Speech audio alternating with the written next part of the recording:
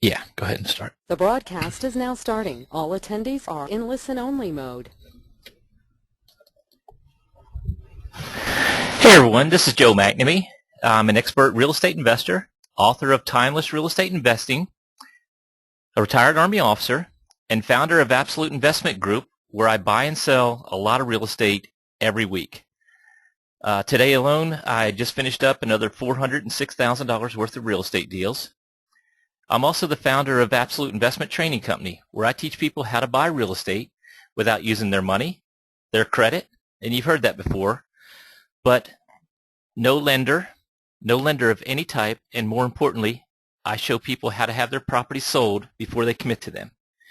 Now tonight we're going to be talking about private lending from two different aspects of it. So I'm just going to get right into this. I know that there's people that are not on yet who are going to be signing up, but I promised that I would keep this short, sweet, and to the point, so that's my plan. I'll talk for less than 30 minutes, and then I'll open it up for any questions. So Heather will come on and when I'm ready to do that, and she'll give you instructions on either way, that two different ways that you can ask questions. So without further ado, let me go ahead and get started here. Let me back up just a little bit. Relax, there is nothing for sale. We're not selling anything. We're just teaching people a little bit better and more responsible ways of using private funds, and then showing people how they can get a much better rate of return on their investment capital. So the first thing is, we're going to talk about this. If there's anyone out there who has investment capital and they'd like to get a much better rate of return on that, then this first part is for you. We're going to talk a little bit about the banks. For it's about 6 years now, banks have had a hard time writing checks. There's all kinds of reasons for that, but the primary reason is that the secondary market dried up. Now, what is that secondary market? That's where banks sell their loans off to. So a lot of the loans that were sold off in, all the way up into 2007, 2008, that started having problems where these loans were sold off and people started not making payments because jobs were hard to get, so some of the payments stopped being made. So then these lenders who were buying notes on the secondary, through the secondary market, they were not able to buy any more paper because they stopped receiving revenue from many of the people who had mortgages in their control, under their control. So when they stopped receiving those payments, they stopped buying paper a little bit at a time. Well, when they stopped buying paper, that meant that the banks didn't have as much liquid capital freed up to loan to other people. So just picture a bank with two doors. The front door is the guy and the girl walking in to borrow money for purchasing a house. Out the back door, the bank is selling off seasoned notes to the secondary market to free up capital to lend to more people walking in the front door. So when the bank wasn't able to sell off that paper as much as they could in the past, that meant they had less capital to loan for the people walking in the front door.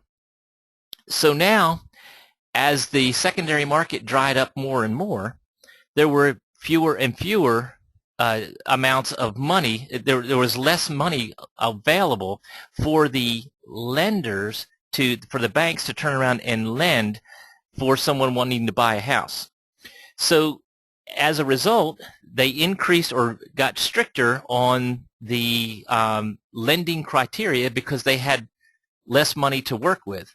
So of course a bank can't sit there and say, hey, we don't have the funds available to write checks on these loans. So that's one thing that happened there. Now if they go and say that, then that's going to cause panic in the streets. The second thing is, when all these foreclosures started taking place, a lot of the lenders were turning to, or some of the lenders, big lenders, were turning to Uncle Sam to help bail them out, taxpayer bailout money. But at the same time, we have to remember that the FDIC insurance insures the funds of shareholders that have money sitting in those banks. So if a bank goes under, then Uncle Sam, FDIC insurance, is going to carry the the load or the burden by having insurance against these shareholders. So if the shareholder wants their money, then the FDIC insurance would obviously pay them if the lender goes under. So that meant that Uncle Sam now is going out, as all these banks started folding, Uncle Sam is going out and taking a little harder look at how the banks are loaning money and putting more restrictions on them. And in my opinion, some of the restrictions are ridiculous and are keeping a lot of really good paying customers from being able to get a loan because of these ridiculous requirements. But nonetheless, that's what's caused the banking industry to pretty much not be able to write checks like they used to. So now, with that all said and done, banks still borrow your money or use your money. You'll place your money in there in a savings account, a checking account, and you'll get nothing for a rate of return on that. Or you may invest in CDs or what have you, and you'll get less than 1% rate of return. And then a bank is going to turn around and loan that money out for maybe 3 to 5%. You know, there's things where they charge more than that, but we're just talking about mortgages right now. So instead of you looking at it and putting your money there with a bank that's not all that safe anyway, why not be able to get the 3, 5, maybe even 10% rate of return on your investment capital? So you're the one that I'm talking to right this minute. If you want to get a much better rate of return on your investment capital, then you got to look for places that it's safe to put it at. So how do you figure out what's safe? You look at systems. See who has a system that makes sense. So that's what I'm going to talk about a little bit later in this discussion, is how to get a much better rate of return on your investment capital safely in a system that makes sense and works really well. So we'll be constantly talking about the banking industry and how hard it is for them to write checks, how hard it is for them to give loans in today's economy, and why that makes it so much better for certain systems that are in place. Now, there are systems in place that are not good systems, and I'll show you why. I'll explain each side of it. So that's the first aspect that we're going to talk about a little bit more in detail. The second aspect of the private lending is those of you who need funds for your current projects or your future projects. Now, you're the person that needs to pay very close attention to what I'm about to say. In the media, for the past 6 years, since the end of 2007, they have been talking about real estate being a very, very poor investment. There are many gurus out there who have said that they've saw it coming and they've talked about it and said that, you know, your house is not your best investment and all that kind of stuff. And none of that could be further from the truth.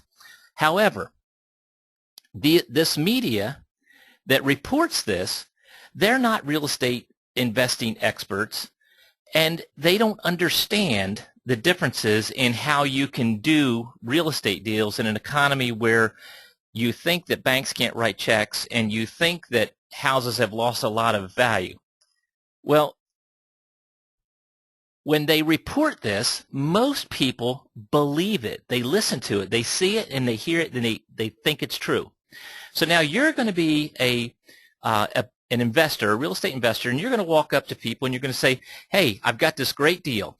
It's I'm going to get it for 40 cents on the dollar, and I can turn around and make 60 cents on the dollar back from it just by flipping it. So I got a 20% profit here, and I'm willing to share half it with you. So how are you going to convince that private lender who's been listening to the media saying real estate is a very bad investment? What is it that you're going to tell them? Just that you're getting it cheaper than what it's worth? You realize that in 2007, properties were worth a whole lot more than they are now. So getting a property at 40 cents on the dollar and then not being able to turn it quickly, who's paying who for that mistake? So the private investor is out their funds. So they're looking at what the media is saying about what the media is saying about real estate investing as not being a wise decision, and so they're afraid. But they know that they can't get hardly any rate of return on their investment capital. So pretty much there's a lot of people that would much rather put their money underneath the mattress now instead. So what I want to do is lay it out for you on what I do and how my private investors are protected. So I'm back to talking about a system. If you don't have a system in place that makes sense, then how can you possibly expect the private investor to trust you with their funds? So the very first thing that my students learn from me is how to build a massive buyers list rapidly. They need to build a buyers list of people that are salivating at the mouth, chomping at the bit, just waiting for the opportunity to get a home from me or my student investors. So when I have this large list, and by the way, in my area, I cover an area that's probably about 40, maybe 45,000 in population, and I carry at least 10% of that as buyers on my buyers list. So I'm carrying a really strong, powerful buyers list for that small of an area. Now, I live near Savannah, Georgia, but I almost never do deals in Savannah. We've got another one coming up here shortly, and we did one about maybe 3 or 4 months ago in Savannah. But most of the time, we're on the outskirts, and we have plenty of deals. I've done 3,354 deals, counting the one I did today. So I'm able to do plenty of deals, but I'm sitting in an area where I have a powerful buyers list. Now, these buyers, there's over 4,000 of them, but 10% of them are worth a damn. The other 90% are not, but you don't know which one is and which one isn't. So if I have people on my buyers list that tell me they've got a ton of money they can put down and they can afford a large monthly payment, and they make a really good solid income, I don't believe any of that until they actually prove it by stepping up to the plate and jumping into one of my homes. I have people on my buyers list that tell me that they've got practically nothing to put down and maybe can afford $250 a month. And we don't believe those numbers either until there's product sitting in front of them that they want, and then they let us know what the real numbers are. And some of them still are those numbers, and of course they can't have the house. And some of them started off with really low numbers and ended up with much better numbers and much more income that no one talked about beforehand. So I'm sitting here with this powerful buyers list with all these people that want the American dream. That didn't go away. Just because the banking industry kind of fell apart, the American dream of home ownership did not just all of a sudden disappear. There's lots of people out there that would love to have a home. I have surveyed over and over and over again people living in apartments and townhomes, and the same numbers are in the high 90s that would much rather live in a single family house on a piece of land than live in an apartment, in a townhome, or in a trailer park. They would much rather own instead of rent. And of course, there's a tax advantage for them owning instead of renting also. But so this powerful buyers list is what I have. Now, think about it just for a second. You're listening to me talk about my buyers list. You're listening to me talk about how powerful it is. Now, here's the next thing. My buyers list it always hovers right around 4,000. It might get up to 4,800 or so, but usually somewhere around 4,000. And I told you 10% of my buyers list is worth a damn. Here's the next thing. There's no way that I can possibly do 450 house deals in 1 year. I won't say that it's not possible, but it's not very likely. We don't get that many houses. So, I might do 8 houses in a weekend. I might do 20 houses in a week. It might be 3 weeks before I do one more house, and then all of a sudden 16 houses will do in one day. All different things happen, but 400 plus houses in a year, it's not very likely. So now think about this. I have all these people on this list They can't borrow money from a bank. They can't. The bank will not write the check like they used to. They have down payment money. They have good monthly income, and they have strong, a strong monthly payment that they can make on a property. But a bank can't loan them money, so they can't buy a house through the conventional wisdom world. But they can buy my houses because I'm not worried about if they are reporting everything that they earn on taxes. I don't care if a person sells T-shirts at a flea market every weekend and makes an extra $1,000 per weekend. Added to their regular income, that's a pretty substantial income for me to use in one of my houses. So I have a powerful system, and I want you to just kind of think about what I've been saying here. Are you starting to be convinced that I have this system where if one of my houses goes empty, I've got 6 people lined up back to back waiting to go in that same property? And I'm just looking for the best one to put in there. So I might wait a couple of weeks or even a couple of months to get the best, the most attractive buyer in there. However, if I wanted to, instantly I could put someone else in there. Why is that important? Well, that's where the income comes from to pay the private investor who lends money on my deals. So let's just kind of go back to the private investor now who would like to get a much better rate of return on their investment capital. And just bear with me because I'm going to bounce back and forth between the private investor who wants to loan money and then the real estate investor who wants to borrow their money to do more deals. So back to this private investor who wants to get a much better rate of return on their investment capital. How safe is it to put your money with an institution that has had unbelievable amounts of foreclosures, dropping the amount that they're willing to take for a house in short sales or foreclosures and discounted? Secondary market managers have discounted when people want to buy, when organizations want to buy the paper against the house. Tremendous drops in what they were selling it for just to get it sold, just to get it off their books. I've seen banking institutions that have a non-performing asset rate of 75%. Now, once you hit 10%, you're in deep trouble with Uncle Sam.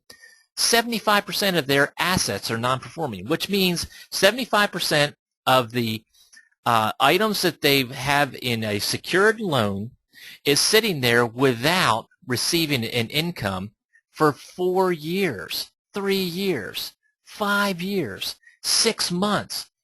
There's no income coming in. They don't know what to do with these properties. In our world, I walk into those banks, I take over their properties, put my buyers in place for a profit. I pay the bank with the end buyer's money, and there's a spread left over that's mine above what it costs for that property, and I take care of the bank's problem. Now their assets are performing again. But they don't know how to do that. We do. My students do. So the bottom line is, if you're a private investor and you're thinking of putting your money in an organization that is going to pay you less than 1%, you might as well put the money underneath of a mattress, because think about what gas prices were just a year ago.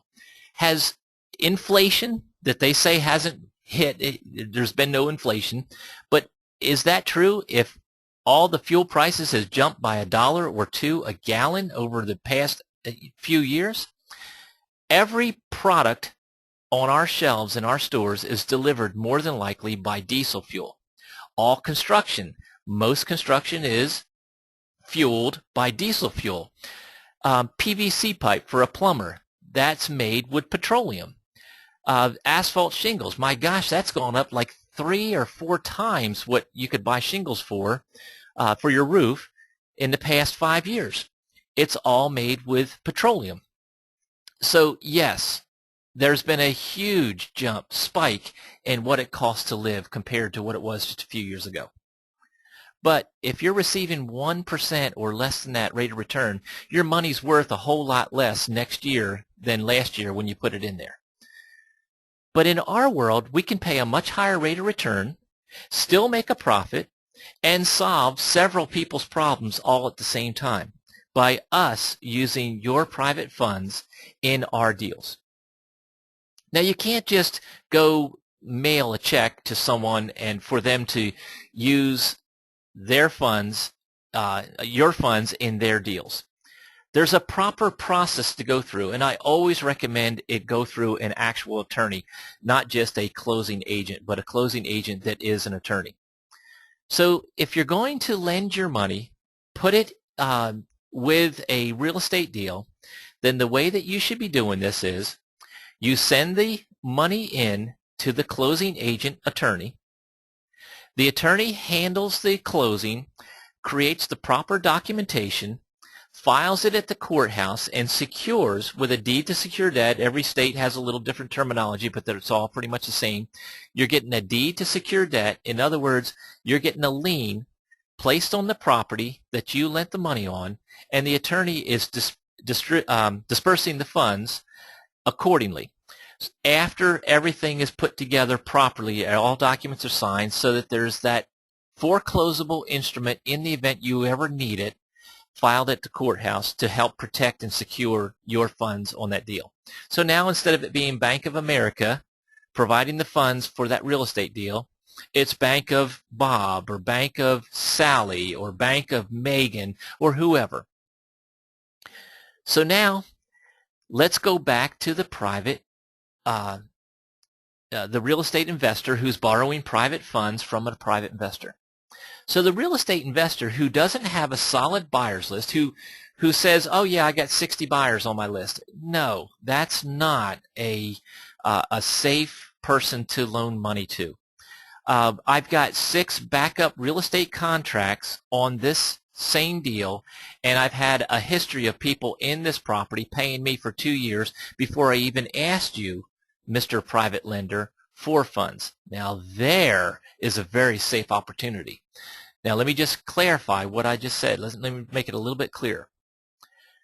So the real estate investor who has deals out there that they've taken over, I've got some that I've taken over several years ago. I've got many, hundreds that I've taken over several years ago. And I have people in those properties who cannot get a loan from the conventional wisdom world. Why? Several reasons. One is maybe there's more owed on the house than what the house will appraise for today. Maybe the individual had a job change. Maybe the overtime that they used to have isn't there anymore, so their debt-to-income ratio is a little bit upside down. Now, I'm not talking about out of whack 90%, debt-to-income ratio or anything crazy like that. But I have people in my properties who've been there for years, making their payments on time every month, and they make sure that their house payment is paid first. And that's a strong, solid history. Now, we might want to cash out or maybe discount down what is owed on that property, and that's what we do working with those lenders. So then we'll take a private investor and put them in place. But when I'm putting the private lender in place, generally it works like this. The individual who's the end buyer in one of my properties might be paying, let's say, $1,600 a month on them lease purchasing, or they may already own it and we've seller financed it and they're paying $1,600 a month every month without fail for 3 years. So then I have a note that could be on one of those properties, which might be 80 grand. So now I bring in a private investor, get the bank to discount down that 80 down to 60. I take the private investor, they pay off the 60. And now the private investor is receiving interest only, not principal and interest. So the monthly payment for the end buyer that's in place may drop a little bit. Now there could be, I might have a second in place where some of that's also coming to me.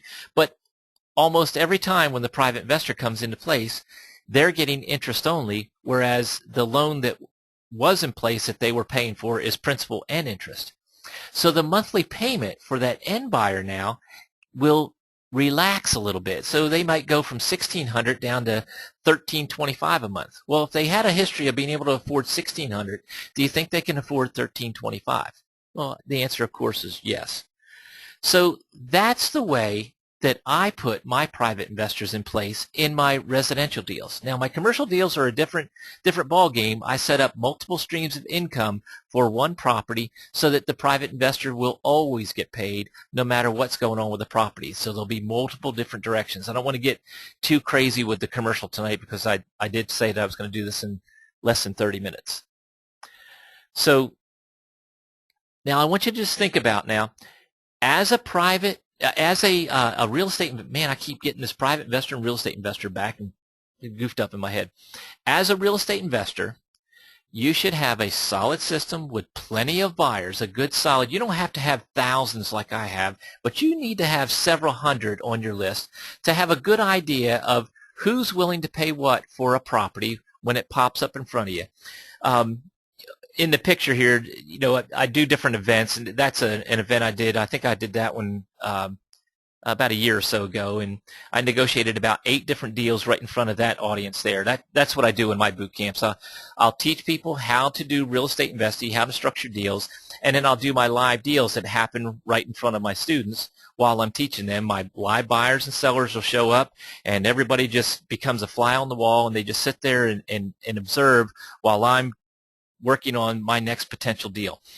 It might be a buyer, it might be a seller. They might get, you know, really, really happy and emotional and cry and excited because they just got the burden of the house off their back, or they just got the opportunity to buy a house through me.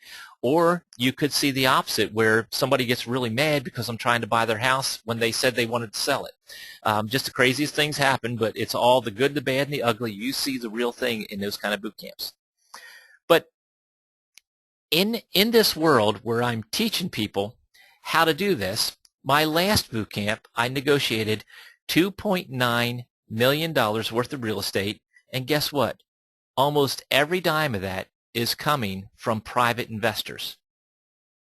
Yep, not banks, mostly private investors. Now, there will be banks that will come into those deals right there that we negotiated in that last boot camp. That one's now available as a home study. But the last boot camp, when we did that, there will be banks coming into that later on to take advantage of those solid deals sitting there, because they'll have a history of the payments being made on time, and some of those are new construction, so all the construction will be done. The property will be in solid shape. The buyer will be in place. There'll be a history of the buyer making payments on time, poof, and then a bank, of course, wants that loan.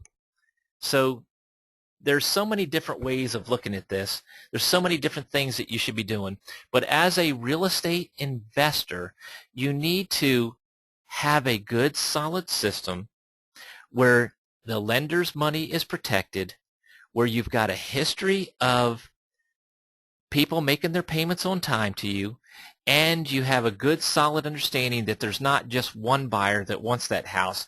There's multiple, and at any time, if that one buyer reneges, moves out, something changes in their life, you know, Murphy comes up and swims all over that deal, that you can instantly ramp up and put more buyers into that house within a few hours to maybe a couple of weeks or so, so that you keep the private investor's money safe and secure. Now, back to the private lender. It is imperative that you understand receiving multiple streams of income. So multiple streams of income, hold on, just let me get a time check from you. It's 8:30 right now? Oh my gosh, okay. So receiving multiple streams of income is imperative no matter what you're doing. So if you're a private investor and you loan out your money and you're receiving an income off of that, whether you are sitting at home or working another deal or another job somewhere else, but receiving that income off of your investment capital and not putting your own money in your own deals. Now, I can't tell you how many times I could kick myself in the butt for making that mistake, but I stopped doing that years ago, but I did make that mistake several times, and I realized it was a big mistake for me to do that. But now I'm sitting here at 8:31, and I said I'd stop speaking at 8:30. So right now we're going to open it up for questions. So Heather, if you will give them some quick instructions on the different ways that they can ask questions.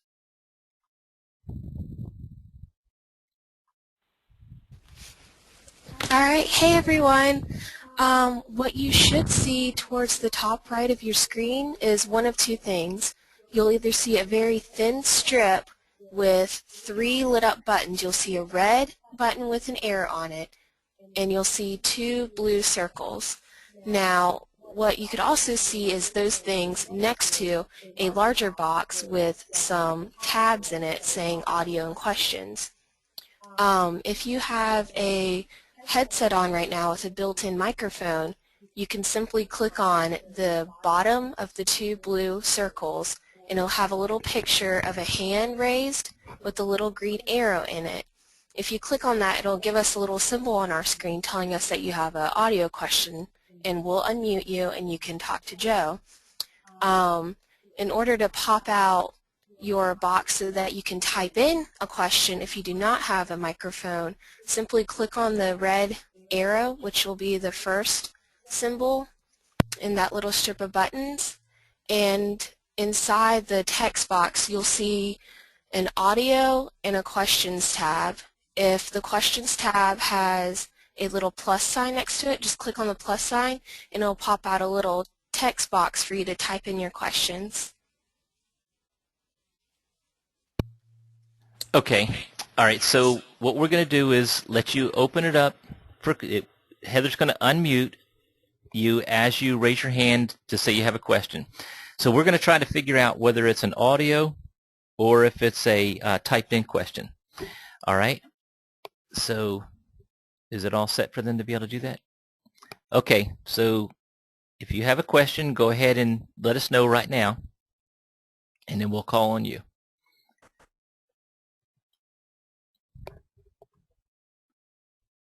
Come on, I didn't do a very good job at explaining all of this, so it's a very low-key, down-to-earth type setup here, but okay. Here's a question.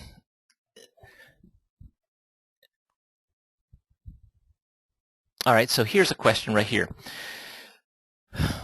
How long should a private lender put their funds with an investor? Okay, so when that question, oh, by the way, that was Vance in California. So here's the question. In my mind, as a real estate investor, I need to make sure that I don't have a lot of turmoil going on in my real estate business. So I don't need to be trying to find the funds to replace Vance's funds, or let's just say Vance wants to be that private investor. So I don't want to every 6 months try to replace Vance's funds by bringing in another private investor to take out what Vance wanted back. I don't need to have to constantly be doing that. I'm trying to do real estate deals, and then I'm also a teacher to others for doing real estate deals. I have students all over the United States and in several foreign countries. So I don't have the time every 6 months for all my different private investors to want to get cashed out. So what I try to look for is some stability. Now, in the beginning of 2008, I didn't realize how deep this problem was going to go. I knew it was coming. I saw it coming back in 2004. But I didn't know that it was going to be as deep. I don't think anybody knew it was going to be as deep as it went. So I figured 3 years would be a pretty fair amount of time. Also, back in that day, I also paid a little bit more attention to the taxing thing. When you go over 35 months, then you have an additional tax that you're paying. So I tried to do it right at 35 months.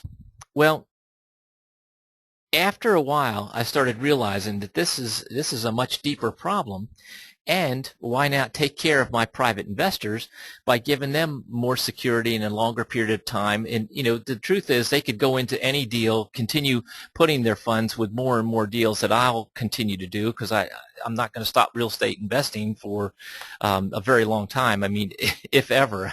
We just love it so much, and it's so rewarding to reach out and help so many people. But so I kind of changed it to 5 years, and then I went back, looked at it again, and said, hey, looks more like it should be about 7 years. So right now, shooting from my hip, I'm going to say that the banking industry is going to be in the same boat that it's in right now for the next 3 to 5 years. It might not be quite as bad as it is right this minute, but for the next 3 to 5 years, it's going to be a mess. And at the end of 5 years, I don't have a crystal ball. I can't even tell you that I'm right with 3 to 5 years. But my gut feeling and the experience that I have, I can see that there's going to be the next 3 to 5 years. So that's the amount of time that I see that a loan should be in place right now. 5 to 7 years makes sense to me. Because as the banking industry starts to straighten out and funds become a little bit more readily available and easier to get again, the interest rates are still going to be low enough to where the private funds, the private investor is still going to be able to make better money from us as private investors. The private lender is going to make better money from the private investors than they are putting their money with a conventional lending institution. All right, so you got another question for me, Heather? Yes, I have a question now from Patty. It says, for private investors, is it better to pay them interest only for the real estate investor? If I eventually want to own the property, shouldn't I pay some principal too? Well, Patty, by the way, hey, Patty, and say hey to Jim for me. The first thing is, I don't like your words. I want to fix something. And I'm sorry, it's just me, and I got to fix it.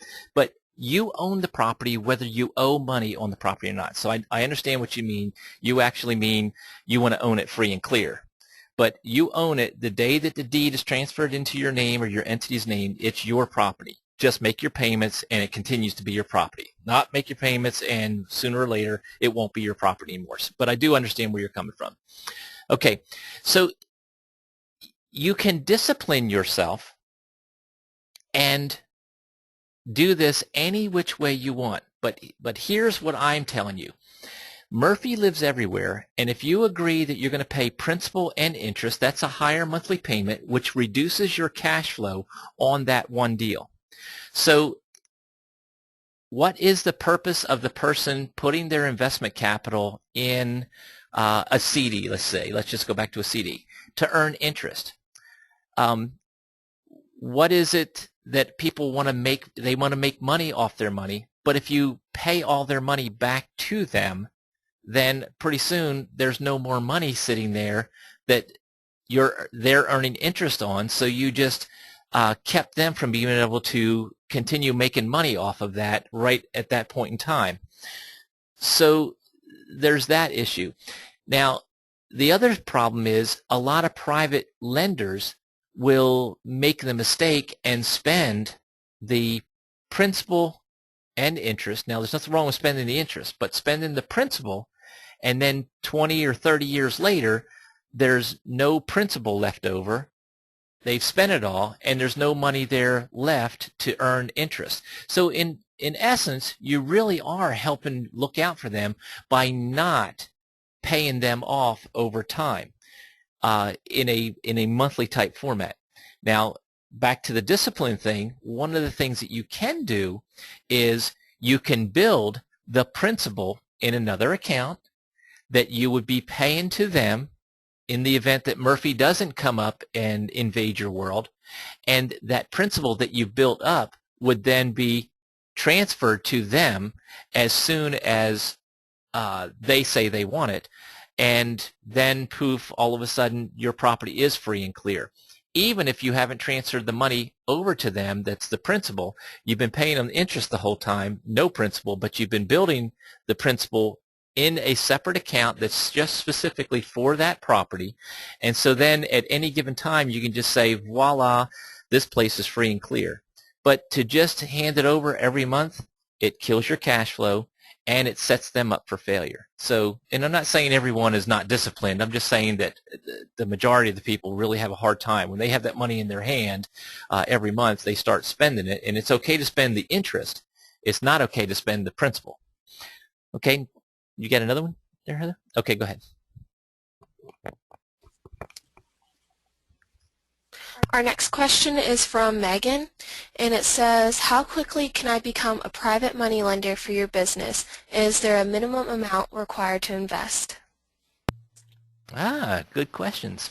Okay, so there's no time frame. I mean, we make this training free and available. By the way, the SEC says that you've got to have a relationship built with a person who might become a private investor with you in the future. You need to have a relationship built with them first. And there's several different rules. I recommend you go and look up what the SEC rules are on using people's private funds for your projects. But there's no specific time. Obviously, the sooner the better in this kind of economy, because there's hardly anything out there paying any kind of decent rate of return on investment capital. So it's not a matter of how fast, but get your money invested as quickly as possible. And if you want to get with us, then you can get with us. You can learn a little bit more from us about what we do and how we do it. Everyone is invited to just come and drop by our office for 1 to 3 hours. They can sit and be a fly on the wall and watch my real estate investing business operate and see that we really are the real deal and we really do this every day. So that's that part of it. Now, there's two parts to that question. What was the second half of that question? Oh, what was the minimum amount? Minimum amount. Okay. So there really is no minimum amount in most people's world, but for us, I try to cut it off at $25,000. If it's less than $25,000, we can do it. There's special occasions where we have done it for a small thing, but generally $25,000 and up is what we pretty much look for. It's just so much of a paperwork and hassle for us to get involved in. It's not really a paperwork hassle. It's just a hassle and security and all that kind of stuff for something under $25,000. So it's just not really worth it. Now, every once in a while, we'll have a crazy deal pop up. We'll have a $10,000 deal pop up. Somebody will come in, get involved, and it'll be a short-range deal instead of a long-term deal, and they might make $5 or $10 grand off of it. So every once in a while, that does happen. But Megan, the answer is $25,000 is generally the minimum amount that we like to have in our deals. Okay, I don't think there's another question sitting there.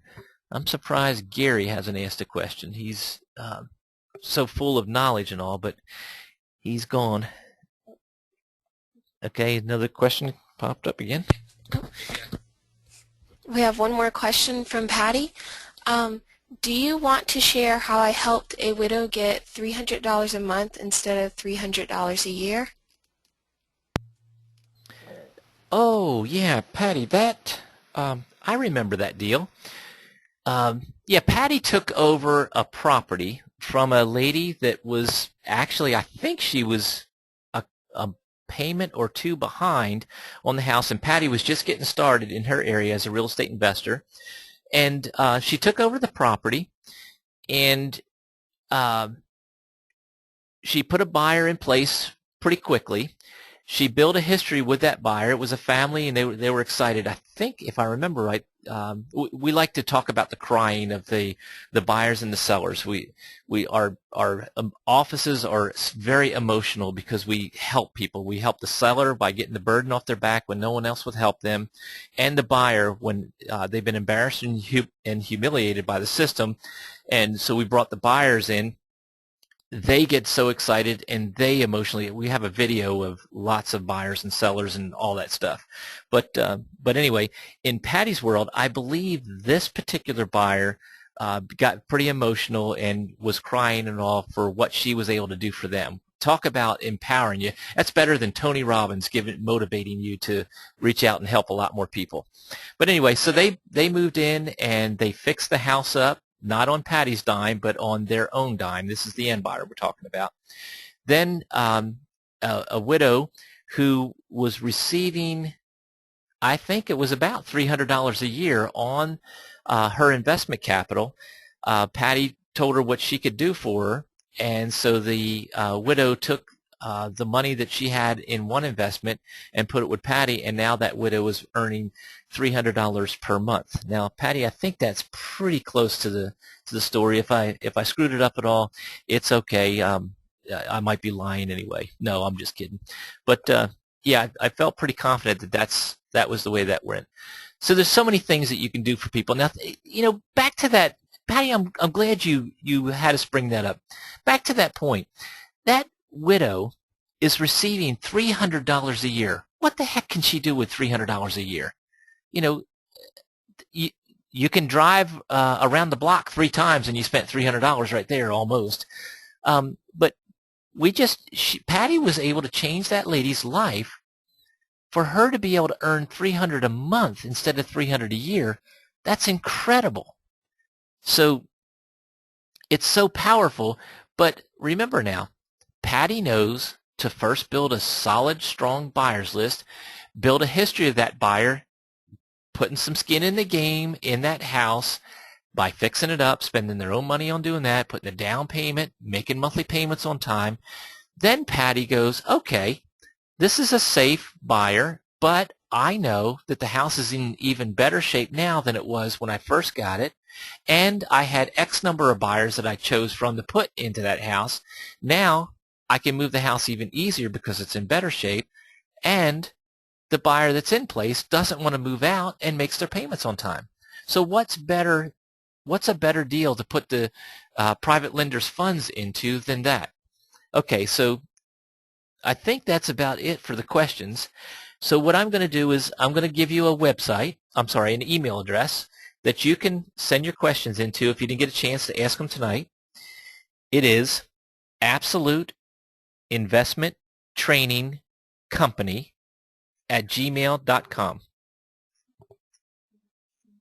Oh, I'm sorry. It's Absolute Investment Training CO. It's a good thing I have Heather here to keep me straight. Absolute Investment Training CO @gmail.com. So it's AbsoluteinvestmentTrainingCo @gmail.com. Absolute Investment Training Co. @gmail.com. So if you have any other questions about private lending, whether it's as a real estate investor or as the private lending investor, then feel free to send those questions in to us through that email. Now, one last thing. A lot of people will go, well, this is all great, Joe, but I've got $800 to my name. I don't have any money that I can put in as a private investor. Well, there are several different things that my private investors' funds, several different ways that my private investors' funds have come from. So one of them is they may work for an organization that has a funding for real estate or funding for individuals' projects. So sometimes you can borrow it from the institution that you work for. Many times you can borrow it from your own 401k. It's very important to stay abreast, stay well aware of how much your 401k is earning. One of my private investors, she had a 401k that she lost $246,000 in 1 year, her own 401k in 1 year, and then she took all of that out and then put it with me, and that was in 2008, and every month since then she's earned 8% on her investment capital. But up until that point, it went into the negative numbers. A lot of people don't realize that your investment capital can go into the negative numbers, which means it eats the principal up. You're earning zero interest, but it's also eating away at the principal. So some people borrow. I've got 2 students right now that are doing home equity lines of credit against real estate that they own, borrowing money at a lower interest rate and loaning it out at a higher interest rate. You can use coworkers 401ks. You can look to see if you can receive an early inheritance. So in other words, you know that you're going to inherit X number of dollars from a family member, a loved one that's going to pass away in the future, and you can just ask, hey, is it possible for me to borrow against my inheritance today so that I can earn a decent rate of return on my investment capital? There's a lot of different creative ways of borrowing money or using other people's money. Now, one last thing I'll leave you with is if you're a student, if you become a student, and you want to be a private investor, there are several different things that we do there. We ask you to take some of our training first so that you can speak my language in the real estate investing world before we do anything else together. You've got to take that Jumpstart Your Business Bootcamp. You can do it as a live bootcamp, or you can do it as a home study. Like I said, I just finished up this my last home study that's available now. It's September's boot camp of this year, and that's the one where we just got done doing $2.9 million worth of real estate in that boot camp. But you have to learn how to speak my language first. Then you can be mentored by me, and depending on the amount of money that you kick in as a private lender, you get free mentoring. So you can lend your investment capital, and at the same time you can be taught or mentored through real estate deals to earn a profit on your deals and use your investment capital to make it possible for you to do that. So there's so many different things that you can do with us. All right, if you have any other questions, you've got our email address, and then our office phone number is 912-395-8883. That's 912-395-8883. Generally, someone is at the office from 9 a.m. till 4 p.m. Eastern Standard Time, Monday through Friday. We're on the East Coast, obviously. Okay, this is Joe McNamee. I appreciate you attending, and I wish you all the luck in the world. Goodbye.